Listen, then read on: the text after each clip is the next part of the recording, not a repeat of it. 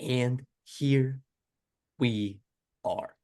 Welcome back to the Richard Sophomore, where we never sit out with your hosts, MD and CD. Today, we got week 0 game previews. And what else do we have? A little bit of gambling as well. We got our future plays, every single one of them that Christopher and I are taking for this entire season. I think we got 30 plus bets for you guys. Just about. I think it's pretty close to 30 bets.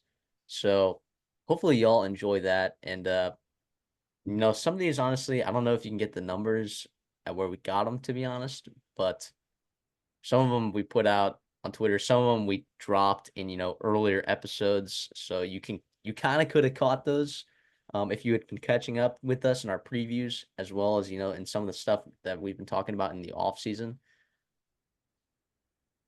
But let's get into these games. How about it? We only got 2 of them weeks here, right? And that's why we're able to combine this episode with the betting previews, right? But we got football this week. Football is on Saturday. Oh, what a treat, man. What a treat. I can't wait. I'm so glad to be back. So glad to be talking about actual football.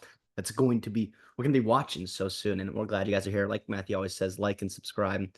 If you like the content, like the video, we are growing, but we also appreciate your guys' support and love. And that's what we need to continue to grow, continue to be pushing for our subscriber goal. And obviously, we're going to be here all season doing a lot of good stuff for you guys. So, yeah, come along for the ride. We'd love to have you. And without further ado, man, it's college football time.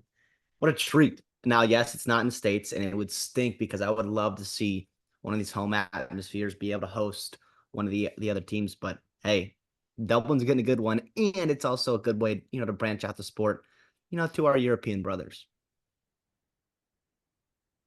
In Dublin, these games the past couple years, I mean, some of them have been pretty good. I mean, Notre Dame Navy was pretty not good, but Northwestern Nebraska I thought was a fantastic football game.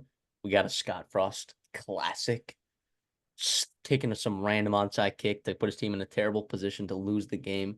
We see Ryan Hilinski have an absolute legacy game, the best one he's ever played in his entire life. Just I hope this game is kind of like that, where it's very competitive. And look, it can be. All right. Georgia Tech, Florida State, the line is at Florida State minus 11.5. Okay. And it actually opened at 13.5. It's been bet down. There's a ton of money on Georgia Tech. So that means that it's not just your casual better, your sharps are also kind of these big players on Georgia Tech. You know, I don't think that number is going to move anywhere by the time kickoff rolls around. But look, if it touches 10, I will be taking Florida State minus 10. All right. But it's different when we pick for the show. I can't say that I have any bets for you week 0 for any of these games, guys. You can follow us on Twitter at the Redshirt Soft. But the reality is I don't have any bets for you guys. This week 0 game. This week 0 slate to me was pretty iffy. If you were on SMU when it opened up at minus 21.5, good for you. Awesome. That line's at 27.5 now. Good for you, right? Good for you. But let's talk about the actual game, right? Florida State. We just had their preview, just posted a couple days ago, talking about what this team's going to look like. And look, they're really good at a lot of positions, okay? They're really good at the offensive line, okay? They have a quarterback that can, manage an offense. Their running back room is really good. Offensively, their wide receiver room is very questionable, right? It's very, very questionable. However, if there has been a weakness of this Georgia Tech team these past couple of years, right, it has to have been that front seven, right, in their run defense. I mean, right? I mean, they were pretty abysmal last year. And when I say abysmal, okay, I mean like they were terrible against the run. Teams ran the ball against them 57% of the time because they could. And that wasn't just necessarily game script stuff, because Georgia Tech's offense was really good. Like you had to score to beat Georgia Tech because their offense was moving at times with Haynes King there at quarterback. Mhm. But they were 123rd, right, in the country. So there were only 9 teams that got ran on more than Georgia Tech. And I'll tell you this, most of those teams are really terrible teams. And the reason being, And the reason why teams were running the ball so much on them was because of game script. It wasn't because they couldn't run on those teams necessarily. I mean, they could a lot of those teams because they weren't very good. But this Georgia Tech team was horrendous against the run last year. And you added a guy like Thomas Gore on the interior. You added Jordan Vandenberg, and on the interior as well in the transport. Like, it was very clear that was a need. But you also lose some guys in that front seven, specifically like Kyle Kennard, who I don't know that necessarily he was a huge factor in the run game. Daquan Dallas, I feel like, was a little bit more involved in that. But they're both gone. So you're going to need to see vast improvement from some of these guys, right? Like Zeke Biggers, Matthew Scott. Like, you're going to need to see immense improvement from these guys because I think Florida State is going to try to establish the run, and I don't think they're going to want to stop with this group of running backs here. Well, yeah, I wouldn't.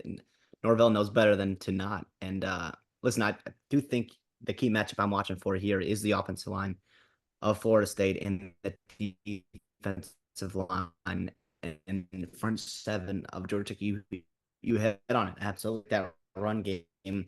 Look around that Florida State offense, but you see a ton of stars. You see even talent behind that with TJ Ferguson.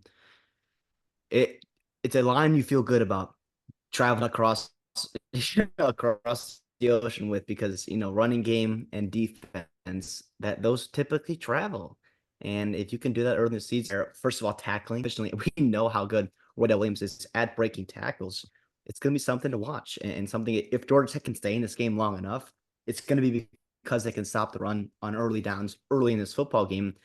And then who knows if Georgia Tech's an explosive football team, a dangerous football team. This gets to the second half, especially the fourth quarter. Who knows? And obviously, DJ, you listen. I hope he does well, and I feel like he is doing better with Norvell. And we talked about it just yesterday, or I guess a couple days ago when you guys are watching this. But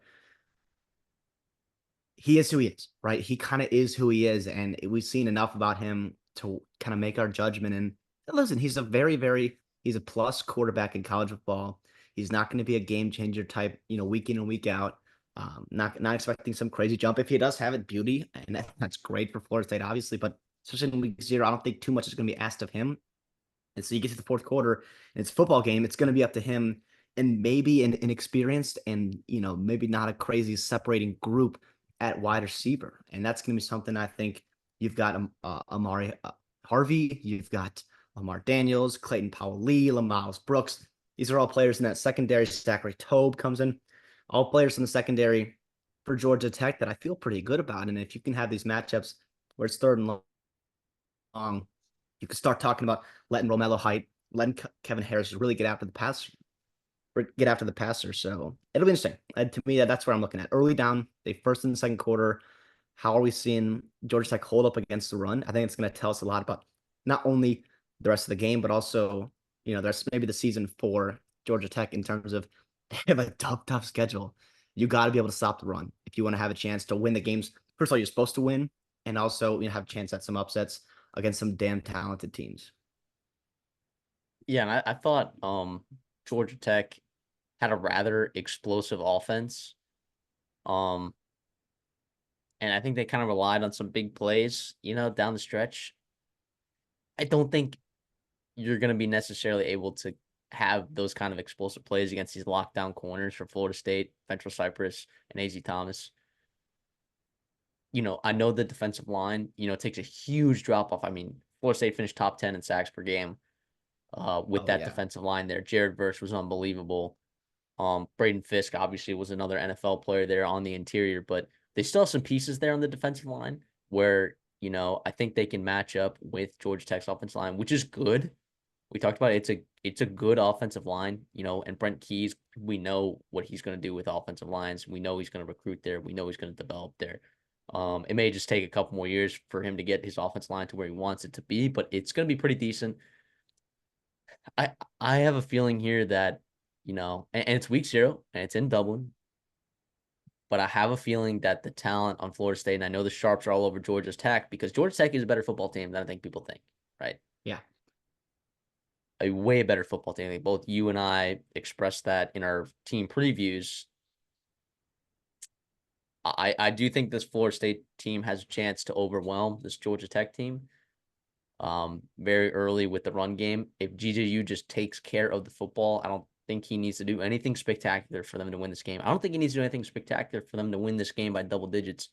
I just think that Yep. this defense needs to stop the run, and those lockdown corners just got to stay healthy and on the field, right? And when that's going to happen, I don't think Georgia Tech is going to be able to have those explosive plays that they were able to take advantage of with guys like Eric Singletary.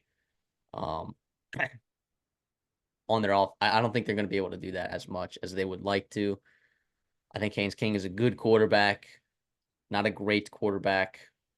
So look, if I had to pick right now, I have to go Florida State minus 11 and a half. So I would take them to win the game, right? And on this show, when we do previews of games, we always take a spread, right? And we take who's going to win the game, right? Because those things can be different, right? Those things can be different. Like Georgia Tech can cover the spread, but also not win the football game. I'm going to take Florida State to win and cover the 11 and a half here. No, I see where you come from. I'm going to take Florida State to win, obviously, and I'll go Georgia Tech to cover just because I think, 11 and a half is a good amount. I do think, maybe a backdoor cover here and there might be in the cards for Georgia Tech. We know how Haynes King loves to do that. Um, Listen, yeah, I have a feeling that they're going to be able to run the football on this defense line. You talked about those guys departing, and yes, there's some talent there, especially at the edge group rushing the passer. But this is a pretty good offensive line for Georgia Tech. They return a lot of guys. They feel really good about where it was not only last year, but where it is heading this year. They feel like the transfer Kalen Rutledge from Mid Tennessee State is going to be a guy that can be a physical run blocker. And if you can establish run, you can stay in this football game, I think, for a little bit longer than, maybe that double digit spread kind of assumes that you might. So I don't know. You mentioned that the matchup to watch too is also going to be Eric Singleton versus these corners, AZ Thomas and Fentrell Cypress. How can he separate consistently? Can his scheme open other guys? Is it just going to be King zeroing in on Singleton? And if that's the case, I do wonder, if Florida State can get after King and cause some turnover because he's prone to do that. We've seen the high highs and we've seen sometimes the low lows with Haynes King. And that'll be something that can really break open this game, not only for Georgia Tech, I guess, staying in it, but also if you get some turnovers starting mountain, some third and long, some quick 3-and-outs, whatever it may be, you can see Florida State start pulling away and potentially absolutely covering this spread. But yeah, I'll go Georgia Tech to cover. I just think it's going to be weird going to Dublin. I don't expect if I had to bet, which I'm not going to, I would just expect a closer game than you would potentially see here in the States, just because it's week 0, maybe missing tackles here and there, and also it's in Dublin, man. It's in Dublin. Yeah, I don't think I think this will be a good game. I have a feeling that Florida State has a better chance of pulling away than Georgia Tech has a chance of, really staying in this football game. Yeah, also in due part to Haynes King, right, being the gunslinging crazy guy that he is. Yeah, but I'm really excited for this football game. I'm glad that it's the opener of the college football season because I enjoy watching Brent Key's Georgia Tech teams, and Yep. I think this Florida State team will be able to see a lot and have some of our questions answered pretty early. Yeah. Specifically along that defensive line and that wide receiver room, you're going to get to kind of see whether or not those guys in that room can really compete at the level that we want them to, right? And it's not like Georgia Tech's secondary is anything incredible. You have some good pieces there, but guys like Malik Benson, right, who you were waiting to step up at Alabama, wasn't necessarily a difference maker for them. Guys like Ja'Kai Douglas, Jalen Brown, is Hakeem Williams going to get a lot of snaps in this game? I think we're going to kind of get to see, what maybe this wide receiver room can look like. And by the way, whatever happens in this first game, obviously isn't going to determine the outcome of the rest of the season for this wide receiver room. But it would be really interesting to see kind of what wide receivers are playing, who's in this rotation, and what they're actually sending out there and what they look like. So that I think is a question. Florida State's defensive line and wide receiver group are questions that I want to answer for them coming out of this game, and it might not get answered, but we'll see. I'm excited for this football game. Can I ask you real quick? What kind of coaching edge are we going to see here? Do we believe this Florida State staff, who's a pretty damn good staff, is significantly better than Georgia Tech? I happen to believe no. I think this Georgia Tech, especially at the coordinator and at coaching level, it's a really good coaching staff. Buster Faulkner is a stud at offensive coordinator. Tyler Santucci, has done some good things at Duke, done some good things at Texas A&M. He comes in as the new defensive coordinator this year after a pretty tough year last year on the defense side of football. That's another intriguing factor, I think, to watch Mike Norvell and Alex Atkins for Florida State scheme up against maybe a new look defense for Santucci. And then on the same side, the other way, how does, Adam Fuller and that defensive staff at Florida State, how do they expect to see Brent Key and the explosiveness of Buster Faulkner's offense? What kind of edge are you seeing there? Well, I think you're right. The Georgia Tech staff is fantastic. I think both of these staffs, and I'm not talking about Mike Norvell because people know who he is and appreciate his work, but I think people don't talk about like Alex Atkins, right? Or Buster Faulkner, like either of the offensive coordinators in this game, or Tyler Santucci or Adam Fuller. Like people don't talk about these guys. These are two of the better coaching staffs in the ACC. Do not be mistaken about that. Yep. So I don't see a significant edge for Florida State because I think Buster Faulkner last year probably did the best job of any offensive coordinator in the ACC last year at just finding ways to create for his offense. So I think I don't think there's necessarily a huge edge for either team. I think I would give slight lean for Mike Norvell and his staff top to bottom, but at the coordinator spot, I think it's pretty even. I think Brent Key has a very good staff in there, and it's reflected by the way that he's recruiting there as well right now. Well, last year, real quick on Faulkner, last thing, they went from one of the worst offenses in the ACC to one of the best offenses. And hope I didn't just lag out right there. But it was crazy. It was kind of crazy to see. And Haynes King, he got the best out of him. We've seen a lot of Haynes King over the years at Texas A&M, and they brought him in. It's like, well, is he even going to win the job there at Georgia Tech? And he was one of the better quarterbacks in the ACC. Like Brent Key likes to say, the best. I don't know about that, but regardless, it was a heck of a job last year, and I'm excited to see what these teams and these coaches can do, not only in week 0, but also for the rest of the season. The other week 0 game that you and I have circled that we're going to talk about because we're only talking about two, SMU versus Nevada. All right, this line has moved all over the place. All right. It opened at 21.5. And I'm kicking myself a little bit. If you got it at SMU minus 21.5, congratulations to you because that is unbelievable value. The number's at 27.5 in most places, 27 at some places. I guess for the show, we'll pick at 27.5. It's at 27.5 in most places. So look, SMU is a pretty good. It's a pretty decent football team, right? And especially like for now the ACC. I got to look at them at like a P4 light, but because they're playing against a G5 team, SMU is one of the better G5 teams out there. Last year, in particular, offensively they were fantastic. Defensively, let's be honest here, okay, they benefited a ton from their schedule last year, and when they did play against pretty good offenses, they struggled. They did Mm-hmm. when they played Memphis.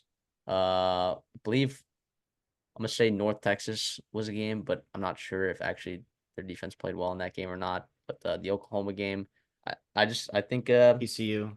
TCU, look, they struggled at times defensively. But they benefited from turnovers, and I think they benefited from beating up on pretty It was not good Rice. You're thinking teams. about Rice. I'm thinking about Rice, okay, because North Yeah, Rice Texas put up 31. did North they kind Texas of had 20, put up 21, which is fine, but yeah. SMU kind of controlled that football game. Yeah. So I not saying that SMU defense was bad last year. I just think some of those stats may have been inflated just a little bit, right? Just a little bit. Temple, Tulsa, East Carolina. Yeah, you played some of the worst offenses in the American. And by the way, the bottom of the American last year was bad, as it is this year, right? The bottom of the American is not what it used to be. Okay. I mean, it was pretty horrendous last year. Now I anticipate East Carolina looking a little bit better, but fortunately SMU doesn't have East Carolina on their schedule anymore. Fortunately, they got Cal and Boston College, Duke and Stanford and Pitt to worry about, which, by the way, is the best possible draw that you could have gotten your first year in the ACC, right? But, yeah. So when you're looking at this game, CD, how are you feeling about Now, obviously, the line is gigantic, okay, but what are Jeff Choate's chances, to show us that Nevada has improved year one under his reign there? Listen, they talked about it too. They have a lot of work to do this year. I mean, I think they play 13 games and their overall win total is only 2.5. So it is obviously, a good opportunity for them to play a lot of football games, but it could be a tough turnaround. I do think they had a they did not have an idea struggled with putting together some talent and they had a lot of work to do. And the problem is they brought in a lot of guys in the spring that they like, or even in the summer. Looking at a guy like Savion Red, and it took them a little bit to get them going. And I think, not only do they have to adjust to a year one, but that year one off season gets even shorter. He talked about that where he's a week earlier. They kind of lose a week, to prep for this game. And there's so much that goes into getting ready to play a football game. So it'll be interesting. Interesting. Brendan Lewis obviously gets named starter. That just came out a couple days ago. And Chuba Purdy's hurt. They said they got some guys around him that they feel good about. But Lewis is a guy we've seen a lot of him, right? That back to Nevada. We've seen him back at Colorado. He was not good at all whenever he's played. Listen, the talent is kind of there. He's kind of a fun runner too. But he talked about why he won the football job, why he won the starting quarterback spot was because of his leadership and his ability to not turn the football over. He didn't have a single interception all fall camp, which I don't know if that means not throwing football or whatever it might be. And it's the DB room the staff kind of likes too. So it's pretty impressive to see that. I hope he's turning a corner because it would be nice to see them, be able to put up competent stuff in the Mountain West. And you've got a couple different out of conference games like a Georgia Southern, right? Like a Troy, Eastern Washington, games that you could potentially win. And it's not going to be a line of 27. And it's fun though that it's at home. And I think I hope there's a good atmosphere there in Reno. I hope that Jeff Choate is starting to build some excitement there because he should. I mean, he's doing a good job there building that culture, building that program. It's going to take a while, but he's got a lot to do at the running back position. This is where they're the best, I think. You've got a ton of Power 5 transfers coming in. You've got depth. Yes, Patrick Garwood is kind of battling injuries, but Sean Dollars is still there from last year, who struggled a little bit last year, right? But he's getting better. Ashton Haynes, he's a guy that they like. And then how quickly can Savion Red get ready to play? He was a guy that came over from Texas, to follow Jeff Choate as well over the summer. And he's a good football player. We've seen him make some plays in the Big 12 in years past. And he could be a guy revelation that could be in that offense to help a guy like Brendan Lewis. And then you also got Jaden Smith, man, guy, former Montana State guy. Back when Jeff Choate was there, he went over. I can't remember where. After that was it Tarleton State. Excuse me. He's a guy 6'6". Holy cow, he could be one of their best weapons and a guy that they could find matchups for because he does have a legit Power 5 body. Same goes for Cortez Barham, right? But we'll see. I mean, I do think that O-line could have their hands full with Elijah Roberts and everyone else there on the Miami defensive line. And it'll be interesting though. Listen, they got a lot of work to do. That line is moving up for a reason, but it'll be interesting. It'll be a nice litmus test just to kind of throw them in the fire. I'm not expecting them to compete and to win this football game, but the reality is too, you could see some signs of fight, playing hard, disciplined, different flashes here and there that makes you feel good about the Jeff Choate era and maybe Nevada season the rest of the way out.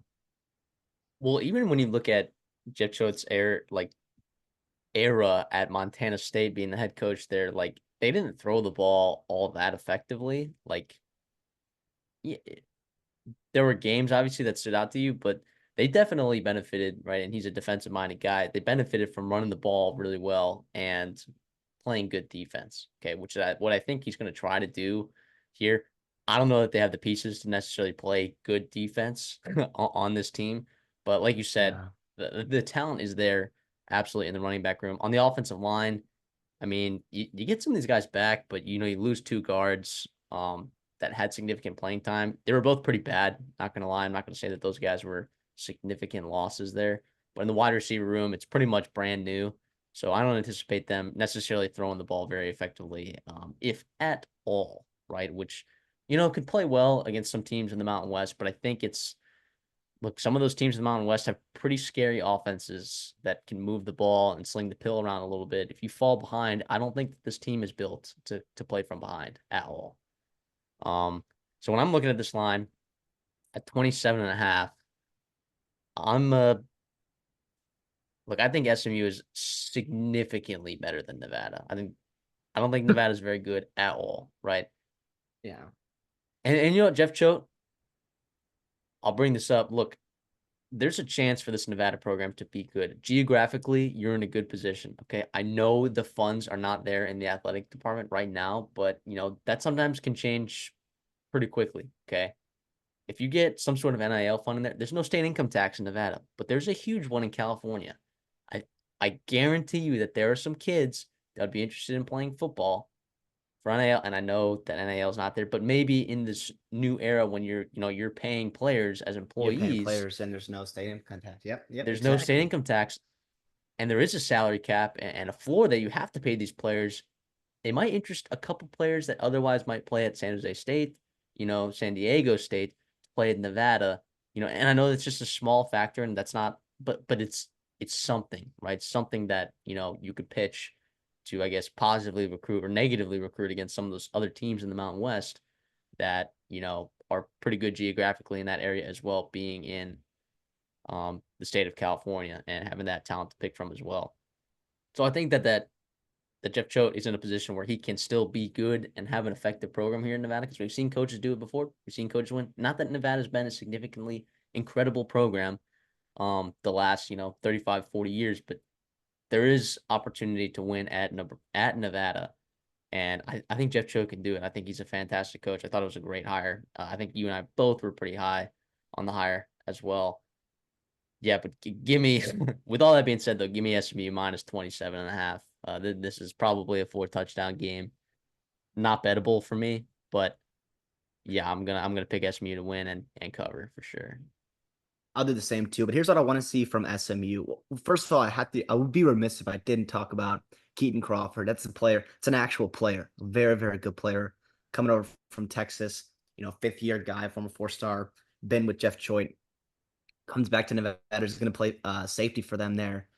And in that DB room, that's pretty inexperienced right at Nevada, but I do think there's some pieces that they do like.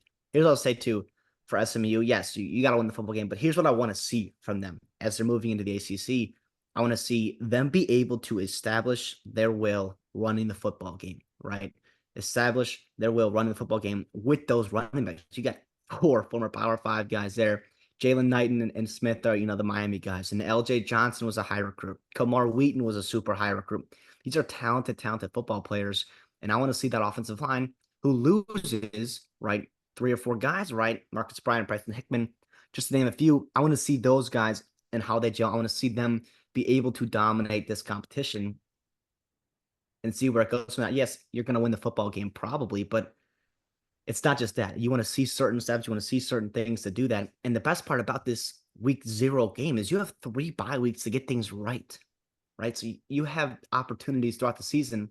Well, 1, stay healthy in this game, but 2, start to build for the future when you're playing games like TCU, right? Like Stanford, right? California, right? These are games that are going to be, toss-up games potentially, but you can absolutely win those football games. It's going to be about developing, not only the start levels, but maybe that depth too, in terms of if you do start to get out to a lead. It'll be interesting to see. I do think the matchup between Choate and listen, he doesn't have quite the defenders that he wants probably in year 1 to be able to match up with this scheme that Brett Lashley likes to run. I mean, they thrive on explosive plays, right? But they are also a balanced offense. They run some gap run. They kind of go fast when they're playing well. I was listening to Choate, and he compared him to Gus Malzahn, right? And that, to me, first of all, it's a great compliment because Malzahn is a heck of a coach, especially offensively. But that kind of gives you the challenges, an idea of the challenges that these offenses can bring you. And we'll see what happens there when those 2 guys are matching up to each other. It'll be a fun little chess match to see what Choate can do. And he talked about having to be very multiple. He talked about wanting to be multiple and also being able to not get caught in certain coverages and certain defenses, especially when they're going fast. That's when you can give a quick, explosive, 5-play touchdown drives because you're kind of in the same defense because the offense is going so fast. The problem is in week 0 with a new football team, new staff, and new, scheme coming in for this Nevada team is you have potential for miscommunication because you got guys learning this stuff, and it's also week 0 too. It's one less week to digest and learn all that information for these college students. So it'll be interesting to see. Um, Again, this will probably be the largest line that we cover all year, but it's week 1 or week 0, so it's not like there's a ton to pick from. And I'll be watching. It's a great opportunity too for Nevada to host a game where I think a lot of people will be watching, and I hope they can show it. I hope that there's a good atmosphere there, and start building for the future for Jeff Choi to even have a chance to win some football games at Nevada. It is time for our preseason future bets. We have over 30 of them for you. Well, actually, I don't know because some of ours might overlap, CD. It might overlap. It don't So matter. It don't matter. CD has 10. I have 22. Do I have a problem? No. I was just on a lot of these early. All right. And I dropped a lot of these on the show. Okay. When they had value. So, unfortunately, CD, I mean, you were a little bit late to the party, but you still found value in a lot of places, I think.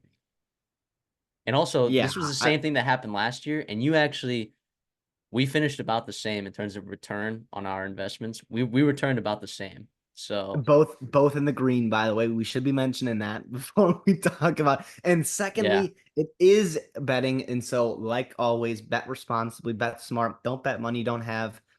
And as always, shop lines. Those are our rules on the show. Yeah, you have to. Don't get mad at us if we're missing. Don't bet money you don't have, and shop lines. That's what we like to tell you guys here. Have fun with it, man. It's college football. College football is back. We got futures. These are fun to be able to watch and progress throughout the season. We do a ton of research for these teams. If you haven't checked out our previews on all Power 4 teams in college football, go check those out because we do a ton of work on them. That's good work. We feel really good about, and that's where we get these locks from. So obviously, give us a like, give us a subscribe if you do like the video and like the content. That would be awesome. And without further ado, I think we should just get into this because I know we got a lot to cover, and I know you guys are hopefully going to enjoy this. There's a little change up from what we typically do, but we do like to talk betting here because it is sports and it is a growing field in college football. And it's something that you and I both do. But the thing is, there's 3 ways that you can get an edge in sports betting, all right, for people that maybe aren't so familiar. There's an information edge, right, which is like you've done more research than 98, 99% of the market, all right, and you're able to get that done. Injuries, that's coaching staffs, that's dynamics of schedules, that's momentum. Like you just have more information than 98% of the market, right? There's a statistical edge, which is, you use your numbers to create your own odds, which, some of that is done on the show. Not a whole lot, though, not very effectively. And a market edge, right? Finding value and discrepancies in the market. That is something that we do on this show occasionally as well. So those 3 ways, you're going to see mostly an informational edge on this show because CD and I have traditionally outperformed the market when it comes to college football. So that's just what it is. Hopefully you guys can enjoy the ride. There's one more edge I gotta add. It's your gut, man. Bet with your gut. It is bet with your gut. That's a terrible idea, but sometimes it's right, and sometimes you gotta let it feast. Sometimes you gotta let it feast. Yeah, it's a terrible edge. But anyways, let's just get into it. And I'm gonna start, and I'm gonna just give my win to. I'm gonna give 2 for CDs every one, right? And if one of ours overlaps, then we'll just agree in conjunction, right? And then move on, and we'll go until we're out of picks. This is going to include win totals. This is going to include conference champions, and then an interesting 2 college football playoff bets that I have. I don't think CD has anything for the college football playoffs or national championship, and I don't either. Last year I had Michigan. That was my future that I laid out on the show, and wow. I also got it at plus 1025, and it dropped to like plus 700 by the season. So that's why you listen to the show too. And we're going to give some of these numbers, and I will still say these numbers, right, to remind some of you, even if they have moved, that most of these have already been out on the show if you've been listening, right? If you've been listening to the show throughout the past, look, I'm going to say it. You could have gotten Virginia Tech plus 2,000 to win the ACC back in May if you listen to the show. You could have. And now it's not too late to join the show. I'm just saying this is why you should be watching the show consistently. And following on Twitter because we'll have Dawson's Diner, I think, going this year again which the Twitter picks struggled last year at times. Yeah, the Twitter But picks did, but the show picks, if you just follow the show picks, you were way in the green, like way in the yeah, green. So, yeah, listen to the show. So I'll start. We'll start in win totals. I'm gonna go. Look, Iowa over 8.5. This number is not at plus 160 anymore. But when we did the show last time, if you listen to our Iowa preview, I gave this pick out over 8.5 at plus 160. I thought that significant value. Yeah, you might be looking at like, oh, you can get it at 8, at some other places. But if you did the math, right, like I did, plus 160 at 8.5 is actually more valuable than some of the other lines you can get at 8. So, and that was on FanDuel. It's at plus 152 right now. I think it still has value. Again, I don't have the calculator in front of me to actually tell you if that's actually a market value right there. But yeah, Iowa over 8.5. I think that this is just an incredibly good football team. And I think the schedule benefits itself as well. I think you play some tough games, but I think a lot of those tougher games, you get some of them at home. I think this Iowa football team can win 9 games. And I think the offense with um uh Tim Lester, sorry, at the offensive coordinator position, I think is going to be vastly, vastly improved. And one more number that you could have gotten, you can't get anymore, guys. I'm sorry, but I don't think it has significant value, but I think it could still have value because this team is pretty terrible. That's Georgia State under 4.5. I got that at plus 113. I believe that number is actually at minus 135 now. If you listen to the show, I kind of teased that a little bit back in June when I actually got that number. That's not the number anymore, but I do think minus 130, minus 145, if that's what the number still even is at. Let me check really quick just to make sure that I'm not spoofing you guys over here. Gosh, my lines thing's not working right now. But last time I checked, Georgia State was at under 4.5 at minus 135. You can get it at not that number. You can get under 4 minus 105. You can get under 4.5 at about like minus 150, 152. Yeah, I don't think that has any value anymore. But that's there though to remind you guys that you should be listening to the show throughout the summer because we do tease stuff every once in a while. yeah, that's right. I'll go with one. I think we're both on, and that'll be Vanderbilt over 2.5. And I know what you're gonna say. It's Vanderbilt.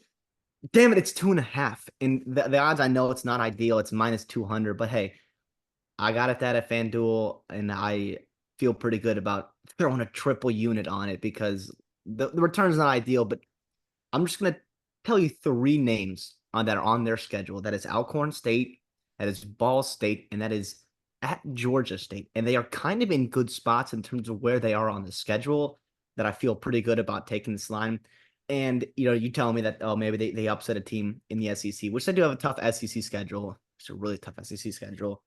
Um, I'd be happy too, but yeah, it's just 3 wins against much inferior teams, and I do think this Clarkley team is not terrible. They're going to have an identity, and they're going to be one of those football games. I think pretty comfortably. That makes me feel really good about going over 2.5, even swallowing all that juice. That's right though. Yeah, I got it at minus 184 a while ago, and I think did we talk about it on the show? I think we might have. I think we might have hinted at it a little bit, but yeah, I still think minus 200 has some value. The issue with that though, guys, is if you are going to lay something at minus 200, it's not a great return, right, for something that's going to be sitting in there for, however long. But think about it this way, right? In the stock market, okay, if you put your money in the stock market and you expect a 2% return on average, right, for 14 weeks, that's pretty good, like that's pretty good.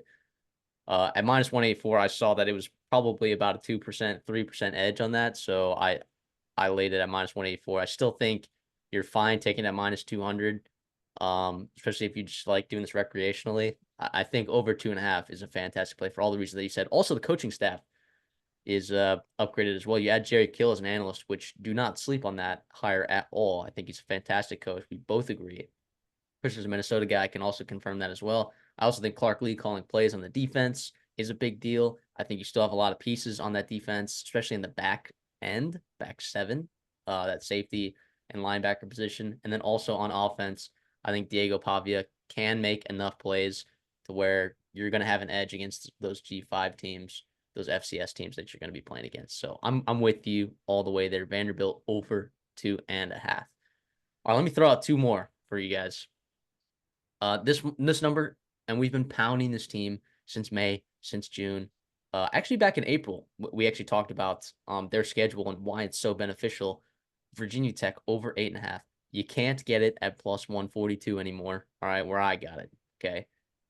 But you can still get some pretty decent value, I think, with over 8.5 because it is plus money. It's at plus 116. That's obviously not as good value as getting it at plus 142 because, you know, on the show, we are sharps. The line moves when we take teams. So that's just what happens. But yeah, over 8.5, I think is a great play. For the same reason, I'm going to package that with Virginia Tech to win the ACC at plus 2,000. I'm only saying that you shouldn't take it at plus 1,000. All right, you shouldn't do that. I don't think that's any value at all. But I'm only saying that because maybe this can entice y'all to listen to the show over the course of the summer because this was a pick that we dropped back in May.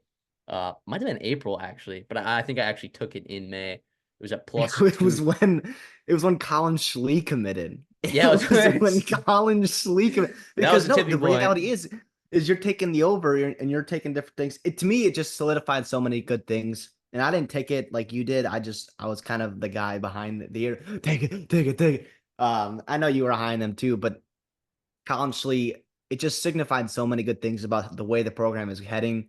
The ability to identify a need and to fill it with a quality player like Colin Schlee at backup quarterback, similar play style.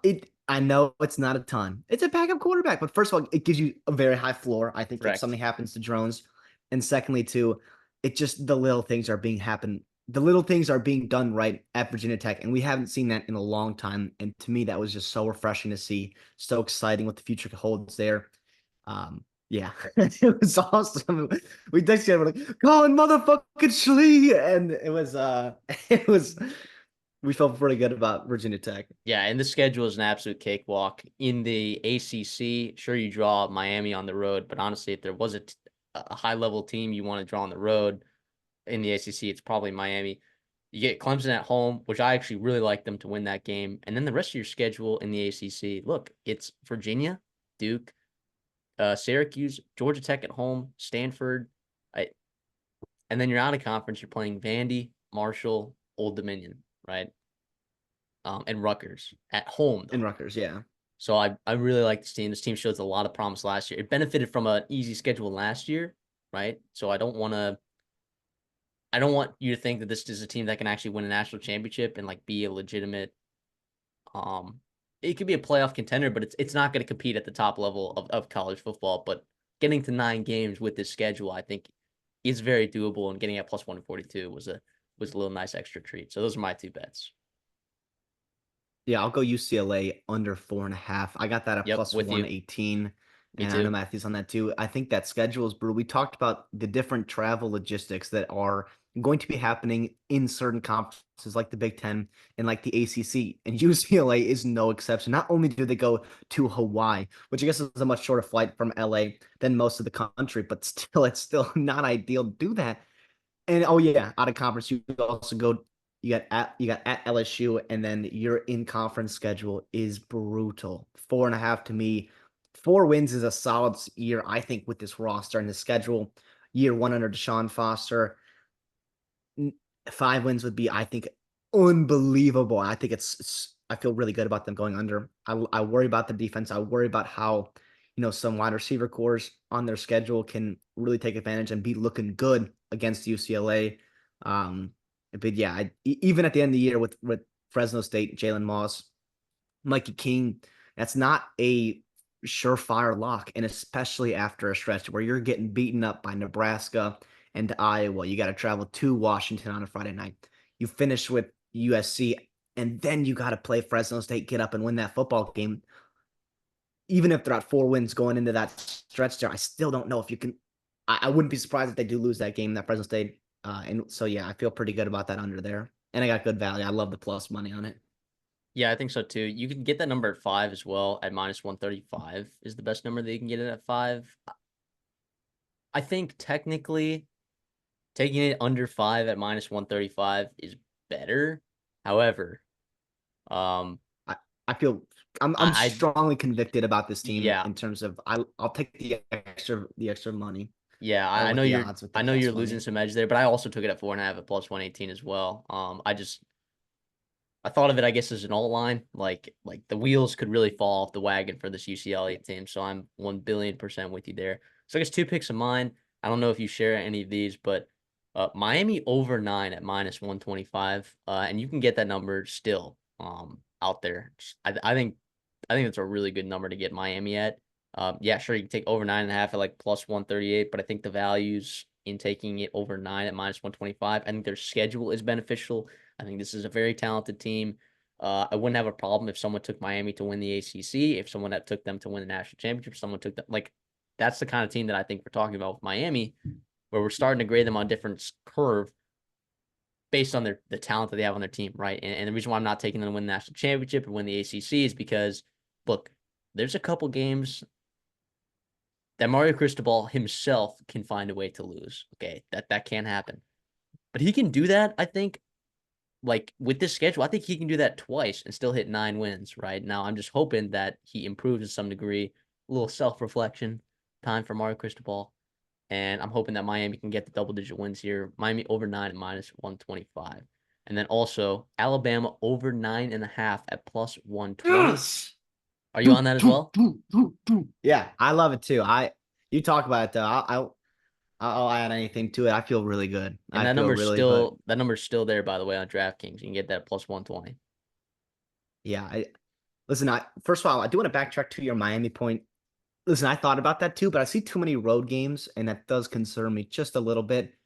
In terms of how is that staff going to have them ready to play, even across the country against a team like California and also Florida week one. To me, with that Florida game in week one, and that's going to be a close game.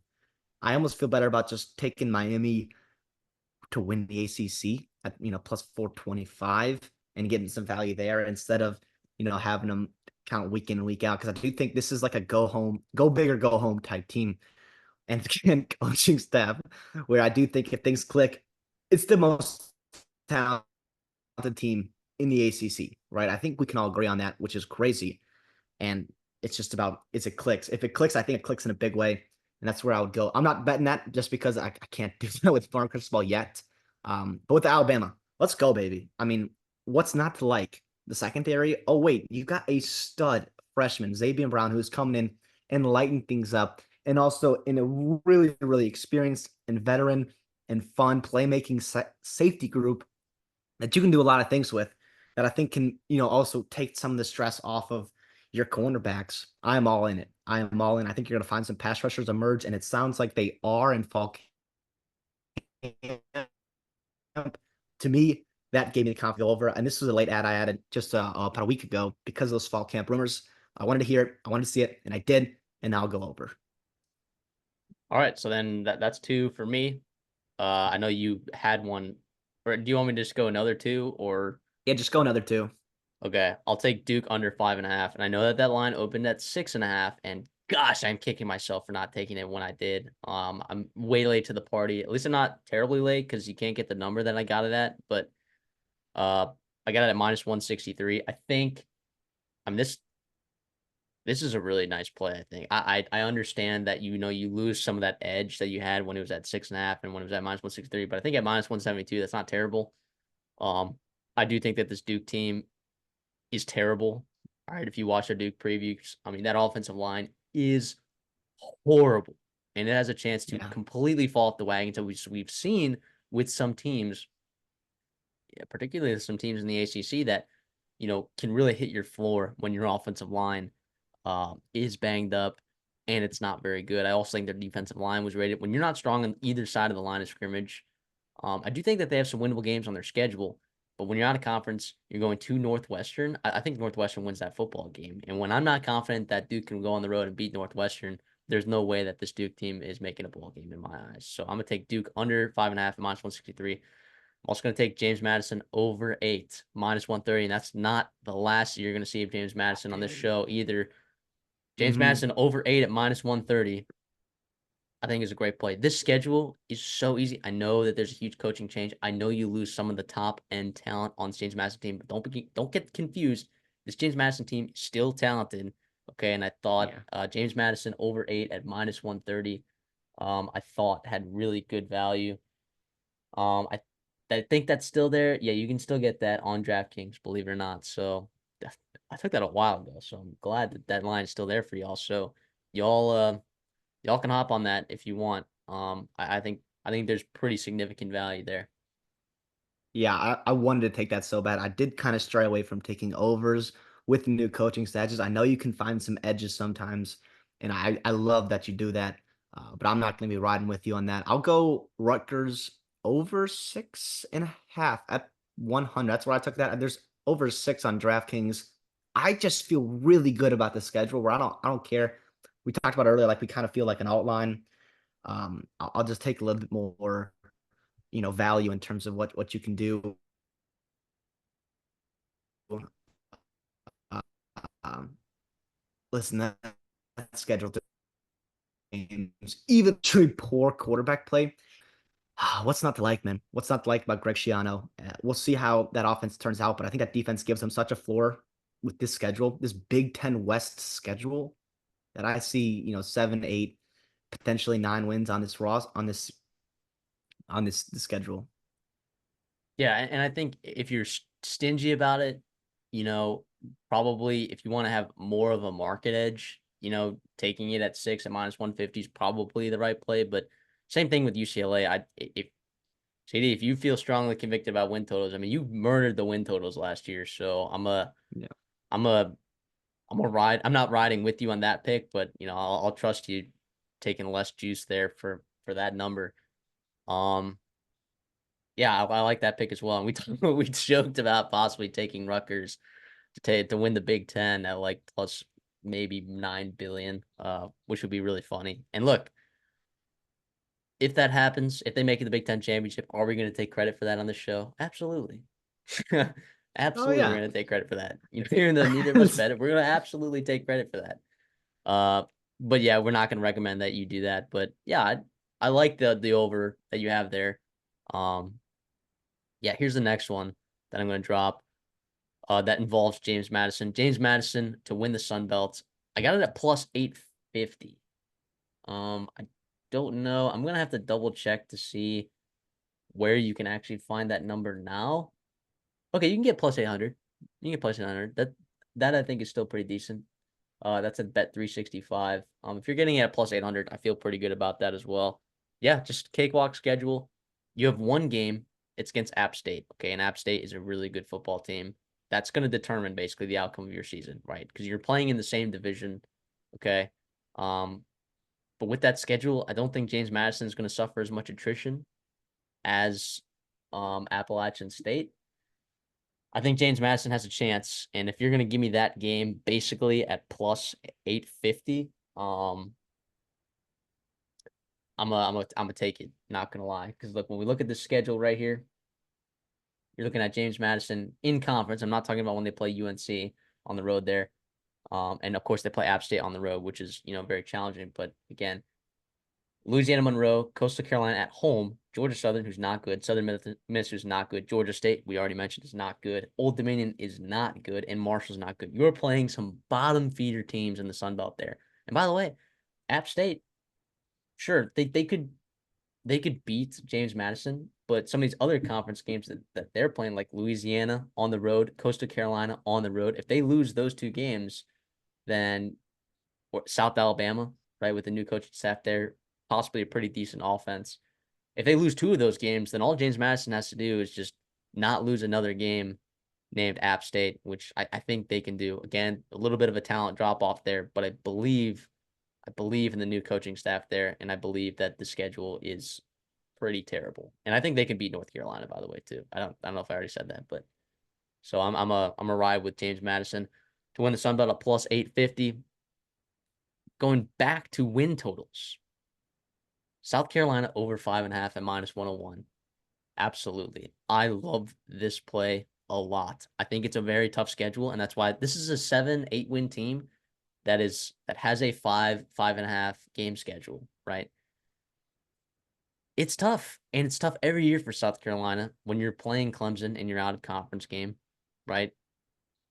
I do think that this team on both sides of the line of scrimmage are going to get better. I think the defensive line, particularly, is really good. I think the offensive line, you had 11 injuries at some point to this offensive line last year. 11 injuries. Okay. You can still get this number at minus 115. I still think it's okay value, right? It's still kind of a little risky play. You're kind of projecting this offensive line to get better. You also were starting 2 true freshmen last year that are going to be starting, and you like that. You like the depth more at the offensive line position too. The wide receiver room, I love. I know you lose Juice Wells and Xavier Legette, but I still think those pieces in there are really good. Um, I think Brown and I think uh Larvadain, Levitan, or however you say that name. I think both of those guys are really good pieces in there. I think Nick Harbor's really good. I think that secondary is okay, but it's highlighted also by a really good linebacking core that's very experienced. Um, and very talented. So I think this is a very talented team, and I believe in Lenore Sellers. I really do. I believe what the staff is saying. I believe that they're going to use him in the run game. I believe he's a beefy kid. I think he's going to be durable. Yeah, I really like this over, and I don't think a ton of people are going to agree with that opinion necessarily. And some of you might watch this might be like, "Oh no, I already bet the under." Well, that's too damn bad. All right, South Carolina over 5.5. I got it at minus 101, but I think 115, 114 is still okay. Yeah, I'm gonna stick in the Big Ten. This is my last win total, or my bet there. I'm gonna go Purdue conference wins under 2.5. I think we're both on this one. This is at plus 130. I feel really, really strongly about this as well. To me, I look at that schedule and I don't see a conference win until November. And then it is November and a lot can happen. Attrition. I do not feel good about the depth of this team in certain spots. Particularly the You offensive got to line. beat, yeah, and in that November schedule, by the way, you have Ohio State and Penn State as well. So that means you got to go 3-0 against Northwestern, at Michigan State, and at Indiana in November. Yeah, plus money. Where's that coming from? I think this is an absolute edge over the. This was a unit and a half for me with yeah, I got that on DraftKings at plus 130. Beautiful. I love that. I'm with you all the way. Yeah, when we were talking about that, we actually talked about that on the show. Because we were talking about possibly trying to outline this, and we talked about live while we were recording the Purdue, and then we went on and kind of dove into it a little bit afterwards, and we are like, yeah, this is actually Yeah. some serious value that I don't think a lot of people in the market see that bet, and that's the reason why it hasn't moved a lot. But yeah, that's a bet that I really like. Kentucky over 6.5 at minus 114. I love. Okay, we talked about how we love this Kentucky football team, kind of top from bottom, right? I like what they kind of have everywhere. This is kind of a Brock Vandagriff pick as well, right? If you are taking the over on Kentucky, you are believing in Brock Vandagriff and what he can do for this offense and getting the football in place. Because honestly, Devin Leary didn't do a good job of that last year, putting the football in some of his guys around him hands, right? Now Ray Davis is gone at that running back position, and he was so explosive for you, and you caught some wins, particularly against Florida, because they just couldn't tackle him. They couldn't fill their gaps. But this Kentucky team, I think, is really good. And I'm going to stick in the SEC and take Tennessee over 8.5 at minus 155. And I think both of those numbers are still there. I'm going to double check that for you guys, but kind of a similar reason for Kentucky. But I think Tennessee is going to be favored in about 10 games this year. And I think this is a pretty good football team. I love their offensive line, which is huge. And I'm a Nico believer, and I believe in that wide receiver core. I also really believe in that defensive line and what they can do in causing havoc on opposing quarterbacks. So I'm a lay the minus 155 juice with Tennessee. And you can get that at, well, I guess it's at minus 170 now. Yeah, I don't know if that's still value. Um, Again, this has been bet up quite a bit. It might be more valuable to take it. No, never mind. I was gonna say 9 at minus 110. Nope, not even close.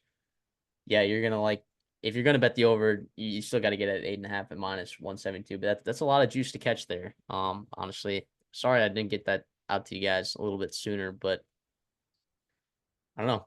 Well, I'll keep it on the docket there. And then Kentucky, I think you could still get it at the number that we're talking about, which is minus 114. Um, oh shoot. Sorry guys, just little technical difficulties here. Do you have the lines in front of you right now? Yeah. What do you need? Kentucky over 6.5. Yeah, it's the best one is at minus 105. Ooh, over 6.5. Yeah. Ooh, guys, hop on that. I'm telling you. All right, here we go. Do you want to go? I still got four more win totals, one more conference champion, and then one more college football playoff bet. Yeah, I got five more, so I'll rip some here. Uh I'm gonna go California over. I took it at over 6.5. If you watched our preview on California, you saw a little uh-oh moment there. Listen, I just feel and I don't even mind that I messed it up. There was an over 6 at plus 100, which is better value, but I feel really good about over 6.5 plus 146. Still, you talk about a team that supplemented super well in the portal. Remember, this team had a top 20 portal class right there next to South Carolina, who are high on Louisville, USC, Oklahoma. Like, that's right where they are, by the way. That's California. That's Justin Wilcox's California. I know the schedule is interesting because of all that travel, but hey, the other teams, you got Miami, NC State, Syracuse. These teams got to travel to you as well.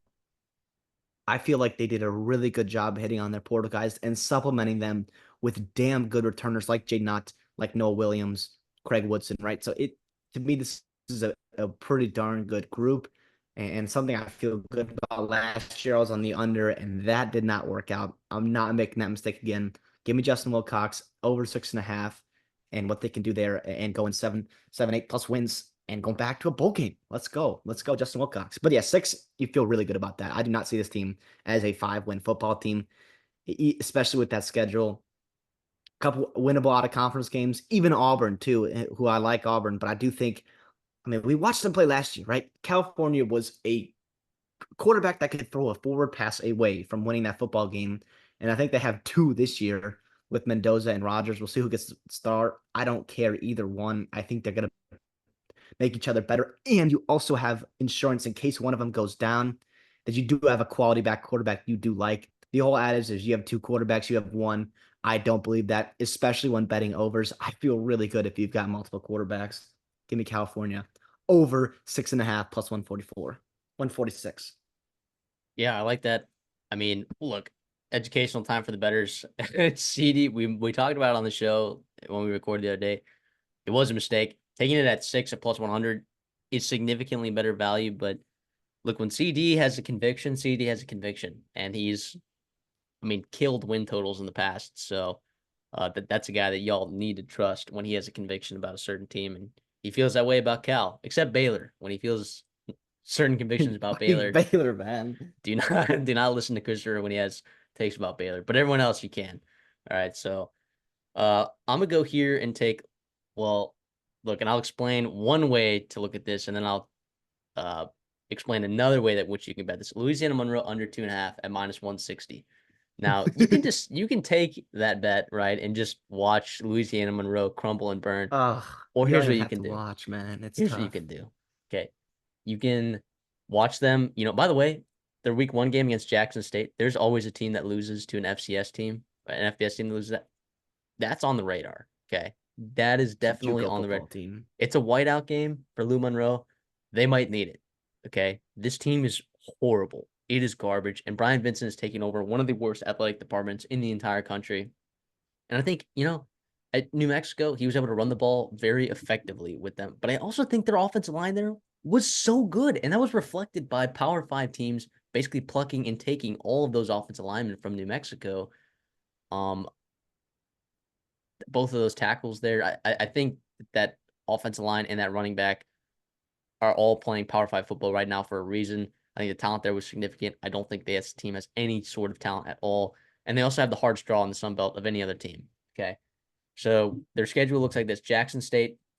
And look, if you after that Jackson State game, even if they win that game, okay, instead of betting under 2.5, you could also just start taking opposing team money lines, right? And just roll that over from every game. So take the money line, UAB money line in that game, right? Then roll that over and take the money line Texas against them. And then Troy, and then James Madison.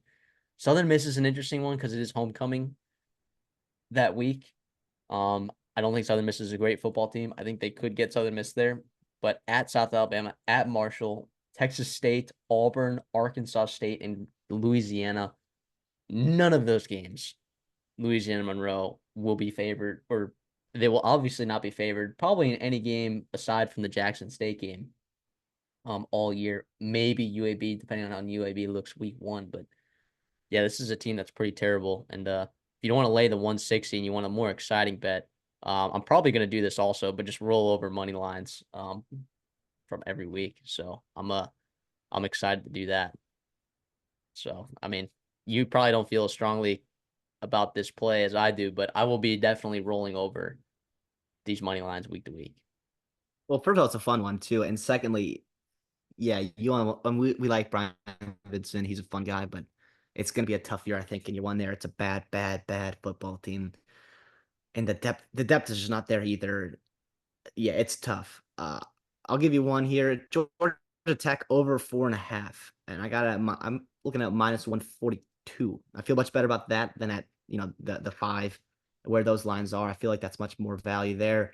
I look at that schedule. It is a brutal schedule, and like some of the teams we've talked about, where this is a 6 to 7 to 8 win football team, and they have a brutal schedule. It's always going to be brutal when you have Georgia, right? And you're out of conference, but you also get Notre Dame too at that neutral site at Mercedes-Benz there, along with Virginia Tech on the road, along with a couple of conference contenders like Miami and NC State. To me, you make your money early in the season. I'm looking at Georgia State. I'm looking at Syracuse. I'm looking at VMI. I'm looking at Duke and UNC. I think those are all games that you should win. And that's 5 wins right there. Boom, boom, boom. You feel pretty good about that. And you can also, this team is dangerous and explosive to sneak one from Florida State and Dublin, maybe, right? You're looking at Virginia Tech potentially on the road, even Notre Dame with their schedule. So, yeah, I feel pretty good about taking this over, even with some of the juice. Let's go. I like it. I like it. Something you're not gonna like right here. Minnesota under 5.5 at minus 120. I'll hold my breath. I'll let you explain. Well, look, this Minnesota team in the front 7 is pretty not great, and I think you can agree with that, right? John Joyner is a bright spot. Cody Lindenberg, when he's healthy, is potentially a bright spot. Okay. Yeah. But everywhere else on that front 7 is not good. And in the Big Ten, when you're not good in the front 7, it's tough, right? And you lose a guy like Tyler Nubin in the secondary, who was a very important piece for you. Maybe not in the Illinois game when he led up that game-winning touchdown, but he was a very good football. Too. Yeah, he was a very good football player. I feel okay about the corners, right? But Darius Taylor, that hamstring injury lingering, I mean, that is a huge problem. I know we talked about this running back room being incredibly deep, but I think, Darius Taylor is a different level. I mean, that offense relied on him when he played. They relied on him in those games where that offense wasn't moving. It was very dependent on him. And also Max Brosmer, let's call him check down Charlie. Okay, Darius Taylor was a wide receiver in high school. That plays a factor, I think, and that receiving game that Darius Taylor adds to that dimension. I think Daniel Jackson's a fantastic player, but he was also banged up this fall. I don't see any of the rest of this wide receiver room as being very impressive. I don't think the offensive line is okay. I think, I think that the staff feels pretty good about that, and I do as well. But I think the schedule is pretty tough, and that was reflected. This number opened at 4.5, and it got bet up to 5.5. So I'm ready to hop on the under now. Now it's at 5.5. Yeah, I think you make some good points there. I do think there are concerns defensively. First of all, you're replacing Joe Rossi, who's off the Michigan State. Interior defensive line depth and stopping the run is going to be an important thing to let your pass rushers like Anthony Smith, like Danny Strigout, and John Joyner really get at the quarterback. But you have to earn the right to rush the passer. I'm with you there. I do think there's some guys that are key pieces that have been dealing with injuries, not only this year, but also their career. And that's something that Minnesota doesn't quite have the depth at certain spots to take advantage of that. And like they need stars, they need playmakers, and those guys need to be in the lineup and healthy. Listen, I don't hate it. I don't know if we'll make a bowl game. I feel pretty good about it, but we'll see what happens know, week one. I think you're going to learn a lot. Who's healthy, who's not, how that offense is looking. Can we tackle? How do we replace Tyler Newman? All the stuff you brought up. I hope you're wrong. I really hope you're wrong. But I guess it remains to be seen. In a little bit more positive note, I'll go Cincinnati over 5.5 at +100. Give me that. This was a team I was thinking about taking it back when we were doing our previews, and Dante Corleone was hurt. Or he had the blood clots. He had that little scare. It sounds like he's going to be playing for them, and to me, that gives you the absolute confidence because we were going through, and it's like, well, what does this team need? Well, they would kind of like to have a interior presence, and boom, you get Dante Corleone back, who is one of the best in the country at that. I feel really good about what they can do, even overcoming some potential coaching, malpractice from Scott Satterfield. I think the tight end, I'm sorry, I think the talent is pretty good with Brendan Sorsby. I think the wide receiver core is fine. I like their line. Defensively, they got some pieces as well. And it's a Big 12 where you look at their schedule, you feel pretty good about it. And also, it's just about you open with a ton of super winnable football games where you should be 4-0. And then it's about winning a couple games in a very, very even Big 12 where you get Arizona State, you get Colorado, you get TCU, Iowa State. There's a lot of winnable football games on that schedule. After that, I feel pretty good about starting hot and then also just closing with a couple wins and feel pretty good about getting 6 wins and going to a bowl game. Yeah, that number's still there. So, yeah, I like that play a lot. I'm worried about Scott Satterfield. That's same reason why you probably didn't bet on Miami is some reason why I'm not betting on Cincinnati. But I like the Cincinnati team in our previews. I said that they're more likely to make a bowl game than to not make a bowl game. It's not enough for me to lay some cash on it, right? So I'm with you on that being I think you're on the right side. I think you're on the right side of that. I'll give 2 out because I don't know how many you have left. Missouri over 9.5 at plus. Is that 146? Is that number still at? Yeah, yes, please. I know, yeah, it's still at 146 on FanDuel.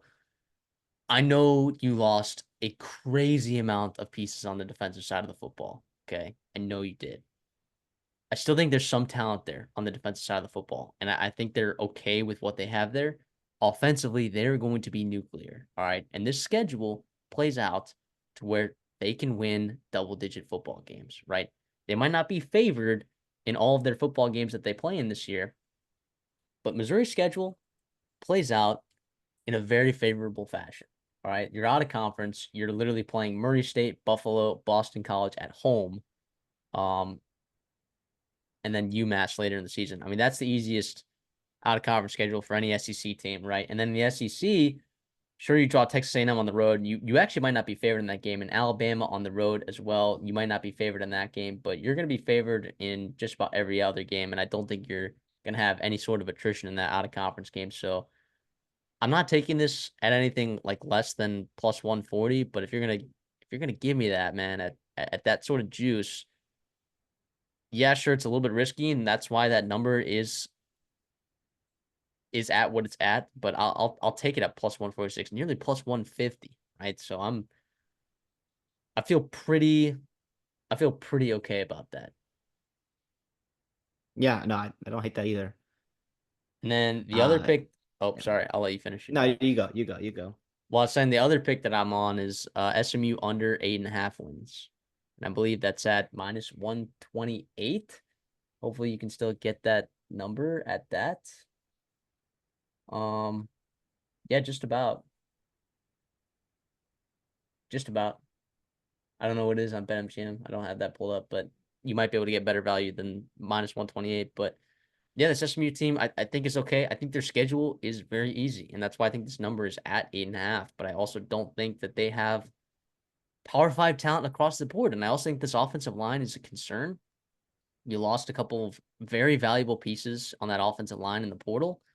And that defense, I think, benefited from turnover luck and schedule last year. And I think was, maybe a little bit overvalued in the power ratings last year. And I think the same thing goes again for this year. So I'll take SMU under 8.5 and Missouri over 9.5. One at some juice and one at significantly high plus money. So I mean, I don't know. Are those two crazy picks? I know you kind of looked at SMU schedule and you like SMU schedule a lot for them, but I'm just not I'm not sold that SMU is a Power Five football team yet.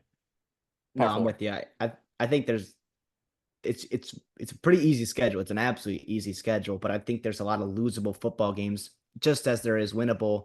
We'll see how the depth holds up on that offensive line. Yeah, I'm still concerned about that too. I'll give you. I got a couple left, and they're all conference championship winners. My first one is going to be Clemson to win the ACC at plus 375. I know you don't love Clemson. I know you're worried about Cade Klubnik. I know you're worried about that offense, but listen, that defense, damn it, is good. And I feel good about the receiving core. I feel good about the offensive line. Cade Klubnik year two with Garrett Riley. Let's do it, man. It is not now or never, obviously, for Clemson, but this feels like the time to jump. This feels like the time to do it. And even though you lose a really good player like Will Shipley last year, Phil Moffitt is a damn good running back. I know we can both agree on that. That tight end room is explosive.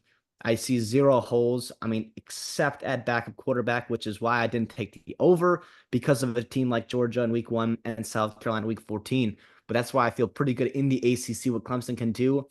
And if you're telling me it's, plus 375, to go, 6 or 7-1 with their schedule, I feel pretty damn good about that to at least get to the championship. And then you can hedge if you want once you're there. But I don't think I feel pretty good about, going in on Clemson. And if I'm going to go in on it, I'm going to take them to win the conference.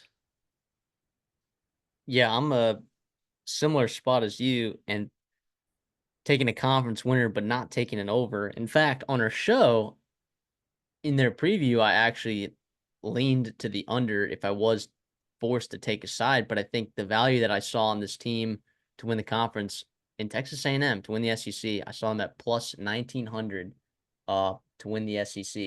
The reason why I think that that's a good value play is because look, if they go out there, and by the way, they're favored in 11 of their games this year. They're favored in 11 of their games. The only game that they're not favored in is Texas at home, and they're only it's like 3.5 right now is the line.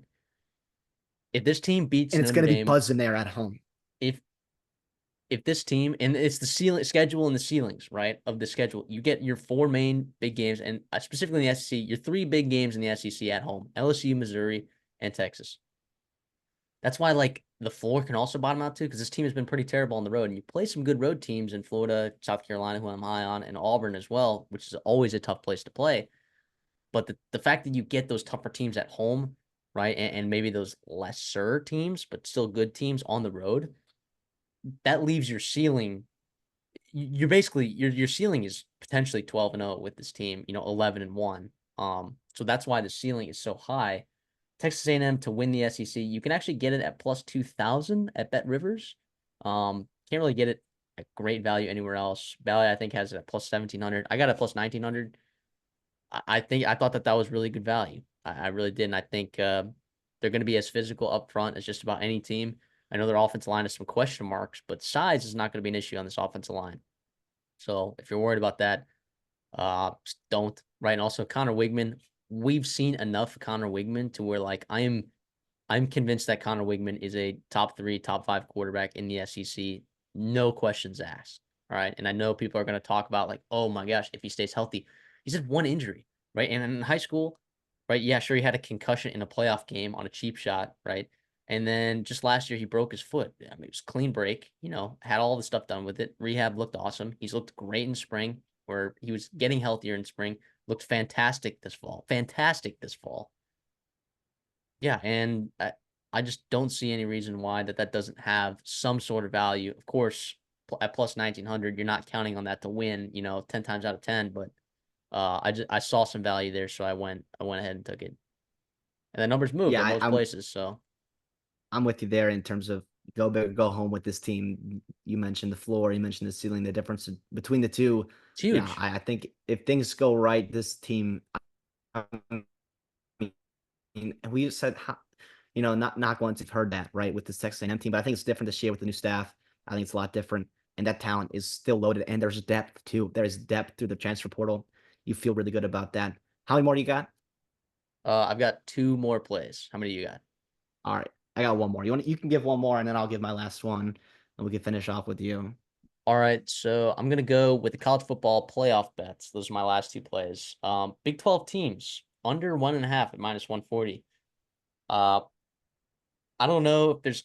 I couldn't check a ton of books that had that number. I didn't have a lot of time when I was out of state to make that play, but I saw that -140. I thought that was pretty decent, and I went ahead and took it. So if people out there, if you can find a number that's better than -140, I'm sure there's one out there. I would say go ahead and that's a pretty solid one. I think Utah is the only team in the Big 12 that is a legitimate at large potential bid. But even Utah, like their schedule is pretty, pretty dang easy. So, and look, Utah's the only team that ranks right now preseason top 12. And, obviously preseason rankings, take them with a grain of salt. I mean, some of those media people that are voting don't even know head coaches of any of these teams that they're putting in the top 25. But I don't think there's going to be more than one team from the Big 12, and I think it's going to be the winner of that Big 12 championship game that gets in to the playoffs. I'm not as high on Kansas State as some other people are. I'm decently high on the ceiling of Oklahoma State, but I don't see them consistently making the college football playoffs. I'm sure I don't put Texas Tech in that category. TCU. I think Utah is the only team that could. I think that's your playoff team from the Big 12. I'm with you. Yeah, I like that, but I'm actually gonna go a different Big 12 champion. I'm gonna go Kansas to win the Big 12 championship at plus 1100. Here's what worries me before I get into the good. The bad is that you are playing at Arrowhead for most of the Big 12. That is not ideal because I do like last year we saw they had a good home field. They played teams tough at home. But I look at that schedule and I look at the out of conference, right? With at Illinois, you could lose that game and it still doesn't really matter in terms of your Big 12 standings. And also I look at schedule and some teams I don't see is Utah, which we just talked about, Oklahoma State, Arizona, none of those teams that you're playing. And you're looking at some road games just against Kansas State and West Virginia. Everyone else is super beatable at home. And your other road games are Baylor, BYU, and Arizona State, three teams you probably want to be playing on the road if you are at the top half of the Big 12, just because it's more of a winnable game than most of the other teams in the Big 12. I feel really good about this team. A lot hinges on Jalen Daniels, which is why I didn't take their over. But I do like, go big or go home because I do think if he stays healthy, I do think this team is in the Big 12 championship. And that's a ticket I'll have at plus 1100 to be able to mess with in terms of hedging if whatnot happens. But their O line, I think they're putting it together. I feel good about the D line getting a pass rush with all the talent in that room. And that secondary is elite. It is absolutely elite. So that's why I feel pretty good about Lance Leipold and Jeff Grimes now coming in and what they can do offensively to pair with a pretty solid defense. It's just about the health of Jalen Daniels, which is why I don't love the over, like I said. But if you're giving me 1100 and with this team, it's the sixth best odds in the Big 12. There's no way that you're telling me that UCF, who I like, Iowa State, who I like, and even Oklahoma State, who I like, are just ahead of them. I just don't see it. With this schedule, with the talent on this roster, I feel really good about Kansas and what they can do this year. Obviously, if Daniel stays healthy, but yeah. Yeah, and unfortunately, my next bet, I think if your bet hits, I don't think this one will hit. But uh, last bet of the day, it's a little CF parlay, and it's going to be Georgia, Oregon, Ohio State, and Utah to make the college football playoffs at plus 420. I do not see a scenario, even if all Georgia, Oregon, and Ohio State, even if they lose their starting quarterbacks, I think that all of them can still make the playoffs. And I think those three are kind of locks, and it's reflected in the odds. Parlay them together with Utah, and you're basically getting Utah to make the college football playoffs at plus 420. How about that? So I'm going to ride with that. I think that's a pretty decent play. I'm not sure, monetarily. Yeah, obviously you could have gotten Oregon to make the college football playoffs at better odds. You can get it now, but so maybe it doesn't have the exact edge that you would like to see it. But I think that's a pretty decent play. So I'm gonna let that one ride at plus 420, and then obviously Garrett Green Heisman. But I don't recommend you betting that. So I'm not gonna actually officially put on the show. But if he does, I'm taking credit for it. So, uh, but yeah, thank y'all so much for joining us today's episode with the week 1 previews, as Sure. well as a little preseason gambling. I think we put out, it was close to 30 bets. It was close to 30. I think we put out like 28, 29 bets. Someone else can count it for us and put it in the comments or whatever. But yeah, let us know what kind of bets that you're taking as well. Also, before this game comes out, I already put out on Twitter, take Texas A&M -1 while you can on certain books because that line is moving pretty fast. But yeah, I mean, thank y'all for showing up. We appreciate y'all a lot. We love doing this. We're gonna have more bets for you guys weekly, which is awesome. And we might have let us know if you'd like, kind of a mid-season episode, kind of summarizing where we're at with some of these bets and see where we sit, where we stand. I mean, some of these bets may have already hit, may have already lost by that point. So it could be pretty interesting. But yeah, thank you guys so much. CD, you got anything for us on the way out? No, I appreciate you guys. Hopefully, you guys enjoyed this. This was fun. One little change up from the offseason, what we've been doing. Excited to get back into it. Excited that we're actually talking about football. It's coming up right now. I'm excited to see these teams and what they can do. Obviously, I hope your Minnesota under hit does not hit selfishly on that. But regardless, so I think we had fun. I think there's some good value that we found here, and we hope you guys enjoyed that as well. We'll see y'all in the next one.